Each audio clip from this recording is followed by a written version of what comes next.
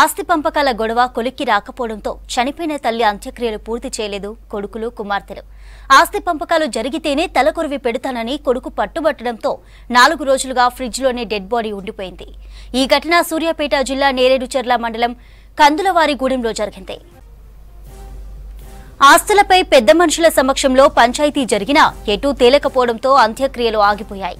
కందులవారిగూడానికి చెందిన లక్ష్మమ్మ చిన్న కుమార్తె ఇంట్లో కాలు జారి కింద పడడంతో తీవ్ర గాయాల పాలై చనిపోయింది. తల్లి చనిపోవడంతో ఆస్తుల పంపకాలపై కూతుళ్లు కొడుకులు పట్టుబట్టారు. గ్రామ పెద్దలు నచ్చజెప్పినా వినలేదు.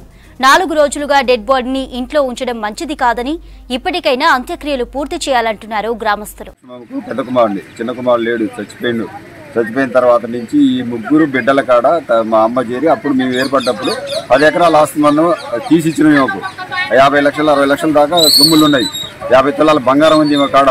చిన్న బిడ్డ తీసపోయింది, వాళ్ళ కాడ పెట్టుకుంది. మా ఈ బిడ్డలు ఇద్దరిని వీళ్ళని కూడా లెక్క చేయట్లేదు. నేను వీళ్ళ దెబ్బలు తట్టుకోలేక ఆంధ్రజ్యోతిలో సెక్యూరిటీ కూడా చేసి జాబ్ చేసేది పోయి ఉన్నా. ఇవాళ రోజున తీసుకొచ్చి చిన్నోళ్ళు లేడని తీసుకొచ్చి వాళ్ళ ఇంట్లో వేసి మాకే సంబంధం లేకుండా వెళ్ళిపోయింది. ఇది జరిగిన విషయం. మాకు ఇవాళ నేను ఏమి లేక ఉన్న 2 ఎకరాల పొలం కూడా ఆమె పెడుతుంటే పాస్ పుస్తకాలు కూడా అవకాశం పెట్టుకొని మాకేం లేకుండా చేసి ఇవాళ నేను ఎలక్ట్రీషియన్ చేసుకుంటున్నా, బయటికి వెళ్తున్నా, కూలీ చేసుకుంటున్నా.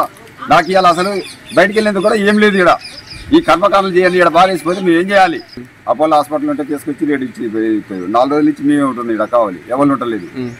మరి ఇప్పుడు ఈ బాధ్యతలు నిర్వర్తించాలంటే మరి ఆడికి అయ్యేది కూడా మా కాడ ఏం లేవు. ఇక్కడ కూతురు మాకు సంబంధం లేదని వదిలిపెట్టిపోయారు. అందుకే మరి మేము ఇక్కడ ఉంటున్నాం.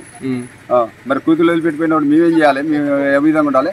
నేను నా భార్య ఉంటున్నావు, నా పిల్లగాళ్ళు కూడా ఇద్దరు ఇక్కడ లేరు. ఎవడు వాడు హైదరాబాద్ ఉంటాడు, వాడేమో ఈ ఊళ్ళు ఉన్నా కూడా వాడికి అంత ఈ విధి విధానం కూడా లేదు.